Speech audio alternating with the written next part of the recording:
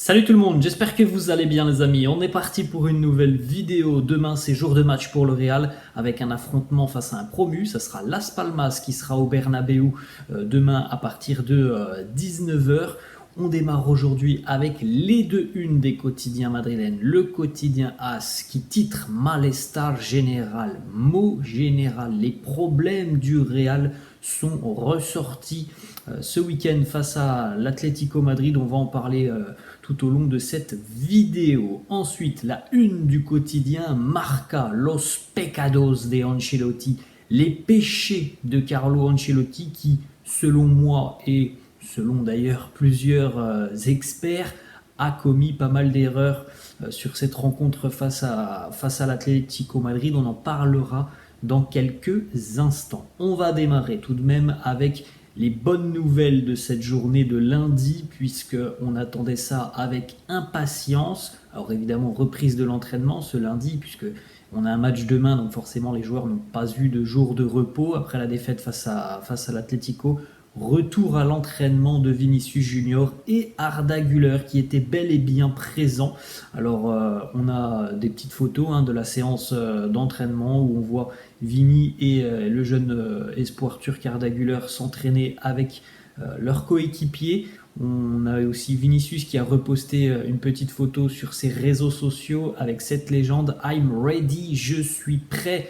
Lui qui était dans le groupe face à l'Atlético, on en a parlé hier, mais qui au final n'a pas pu être disponible puisqu'il a été touché par la gastro-entérite, devrait être disponible face à Las Palmas et devrait même potentiellement retrouver une place de titulaire. On regardera en fin de vidéo les premières compositions d'équipe probables avant d'affronter les joueurs des Canaries demain. On continue les amis avec donc les joueurs qui sont à l'heure actuelle blessés ou en phase de reprise. Quelles sont les estimations, les dates de reprise? Donc Vinicius a repris l'entraînement hier et il devrait jouer face à Las Palmas demain. En ce qui concerne Arda Güler, c'est pas tout à fait la même dynamique, même si lui aussi a repris l'entraînement hier du côté du club. On est très patient, on ne veut prendre absolument aucun risque et pour le moment il n'y a pas de date de retour avec le groupe en compétition en ce qui concerne Arda Güler. Et puis pour Dani Carvajal,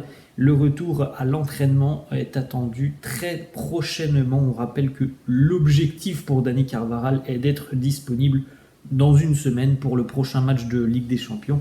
Ça sera face au Napoli. On continue les amis avec une petite information qui concerne les problèmes du Real et notamment les débuts de match qui sont catastrophiques depuis le début de saison. On en a parlé un petit peu hier.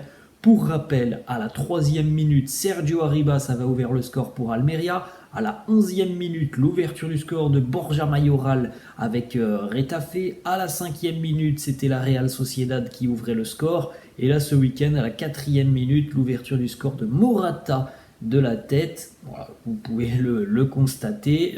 Quasiment tous ces buts encaissés dans les 5-10 premières minutes d'un match. Ça, c'est des problèmes récurrents et des problèmes importants parce que tu te tires une balle dans le pied. Tu commences la rencontre en étant avec un handicap. Et ça, évidemment, dans le monde professionnel, ça peut fonctionner une fois, deux fois. Au bout d'un moment, voilà, il faut être en mesure de démarrer une rencontre à 0-0. C'est quand même beaucoup plus simple de gagner un match quand il y a 0-0 au bout de 5 minutes que quand tu es déjà mené, même si on connaît aussi les facultés du Real à revenir au cours d'une rencontre. On regarde les amis le classement des meilleurs buteurs en Liga. Sur les 8 premiers noms, on a 7 joueurs qui ont joué ou jouent au Real Madrid à l'heure actuelle. Morata, Bellingham, Sergio Arribas, Kubo, Willian José, Borja Mayoral, Hugo Duro, tous sont déjà passés par le Real Madrid ou jouent à l'heure actuelle au Real, comme Jude Bellingham évidemment. Le seul qui est intercalé dans ce classement, c'est Robert Lewandowski qui lui n'a jamais joué au Real. On continue avec une petite information de Fabrizio Romano qui confirme bel et bien ce dont on avait déjà parlé la semaine dernière. Le Real pense que Xabi Alonso peut être le prochain entraîneur du club. Il est admiré par les dirigeants madrilènes pour ce qu'il met en place du côté de Leverkusen qui a encore dominé mais largement son match ce week-end. Alors c'était face à un promu, mais il y a eu la manière de s'imposer. Un tir concédé ce week-end par le Bayer Leverkusen. Il est véritablement envisagé pour prendre la tête du Real en 2024. Information Fabrizio Romano. On continue les amis avec des informations là sur l'état actuel des choses après cette défaite face à l'Atlético Madrid.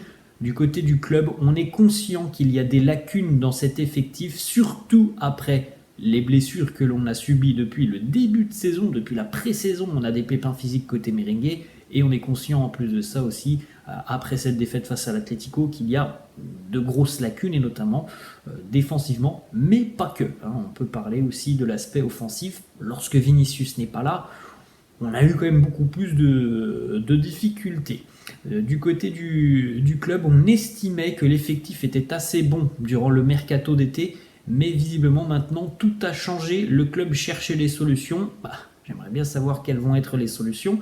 Le mercato est terminé. Là, tu es dans une période très intense jusqu'à la prochaine trêve internationale. Il n'y a pas de solution. Voilà, il faut espérer que Vinicius revienne. Ça devrait être le cas demain. Défensivement, voilà, moi je ne suis pas rassuré depuis plus d'un an maintenant sur l'aspect défensif du Real. Eder Militao n'étant pas là, je suis encore plus inquiet. Donc les solutions, voilà, il n'y en a pas. Il faut travailler, il faut être plus attentif, plus sérieux, plus concentré. Mais les solutions, c'était cet été qu'il fallait aller chercher un ou deux autres renforts. Du côté du quotidien Relevo, on annonce que Carlo Ancelotti voulait signer des attaquants cet été, plus un latéral droit, mais le club ne l'a pas fait. Ancelotti est donc obligé d'inventer un système avec beaucoup de milieux de terrain. Alors, ça peut être une explication sur le fait que Carlo nous a inventé une nouvelle composition d'équipe ce week-end face à l'Atlético Madrid. Après, voilà, on peut reprocher cette composition d'équipe à Carlo Ancelotti. On peut aussi reprocher pas mal de choses sur le mercato du Real, parce que ça fait quand même 2 ans et demi que l'on est obnubilé par Kylian Mbappé, qu'à l'heure actuelle Mbappé n'est pas au Real Madrid, et qu'il y a des lacunes qui n'ont pas été renforcées dans cet effectif quand même du Real, que ce soit défensivement mais aussi offensivement. Benzema par Rossellou, le départ d'Asensio qui a été grossièrement remplacé par Brahim Diaz. Alors on pouvait douter de l'importance de Marco Asensio les saisons passées, mais voilà, c'était quelqu'un qui marquait une petite dizaine de buts par saison, et ce n'est pas à négliger non plus. Les 40-45 buts de Benzema, c'est pas à négliger non plus. Je pense que ça a été bâclé pendant le mercato, donc il y a des personnes à incriminer. Oui, Carlo est à incriminer sur ce que l'on a vu face à l'Atlético. Je pense que Florentino Pérez et toutes les personnes qui gèrent un petit peu la cellule recrutement sont aussi à incriminer par rapport à ce que l'on voit sur le mercato depuis 2 ou 3 ans. On peut aussi le dire, si Carlo voulait véritablement des attaquants cet été, qu'il le dise en conférence de presse. Nous, à chaque fois que l'on voit Carlo en conférence de presse et que des questions sur le mercato lui sont posées, il nous dit « Je suis satisfait de l'équipe. L'équipe est compétitive, est complète. » Voilà, à chaque fois qu'il a eu à répondre à ce genre de questions, il n'a jamais mis en porte-à-faux la direction en disant « Non, je n'ai pas eu les recrues, les joueurs que je voulais. » Donc voilà, c'est bien beau de nous dire qu'il a voulu un tel ou un tel cet été en attaque. Je pense qu'il a sincèrement voulu que Harry Kane vienne, mais voilà, qu'il prenne ses responsabilités et qu'en conférence de presse, ils le disent.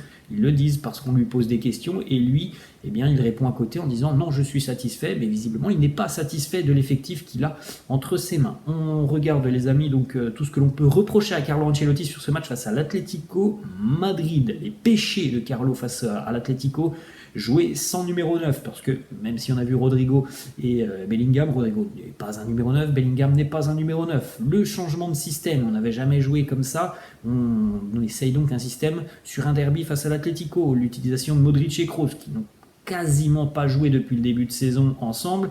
Le fait de mettre Tchouaméni sur le banc, qui est l'un des meilleurs merengues avec un impact important depuis le début de saison, ça fait beaucoup quand même sur une seule et même rencontre. Le derby donc face à l'Atlético a montré aussi à quel point eh bien, on était très très déçus du côté des dirigeants. Ça a laissé visiblement une mauvaise marque, cette défaite, cette lourde défaite 3-1 du Real. Mais évidemment, les amis, ça a beau laisser une lourde défaite. On avait eu la même chose face à Manchester City il y a quelques mois maintenant en Ligue des Champions. On n'a pas eu un mercato qui a tout chamboulé. On avait eu un 4-0 face au Barça il y a quelques temps maintenant, c'était il y a 1 an et demi. On n'avait pas eu énormément de changements. Donc voilà, c'est bien beau de dire qu'il y a des problèmes, mais ça va être très compliqué de les régler en l'état actuel des choses. On regarde les amis les 2 compositions d'équipes probables pour affronter Las Palmas demain. Premièrement, le quotidien Marca, qui n'est pas dans les buts. Nacho, Rudiger en charnière. Là, il y a du changement. Alaba devrait être sur le banc. Mendy côté gauche, qui devrait donc remplacer Fran Garcia. Lucas Vazquez à droite, évidemment Dani Carvajal est blessé. Au milieu de terrain, retour de Tchouaméni. Valverde, Kroos, Bellingham, Rossellou, Rodrigo. Du côté du quotidien Relevo, là aussi on a encore une fois une composition qui est différente de celle de Marca. Alaba serait bien en défense, Mendy serait présent, Tchouaméni, Camavinga, Valverde, Bellingham, donc pas de Kroos.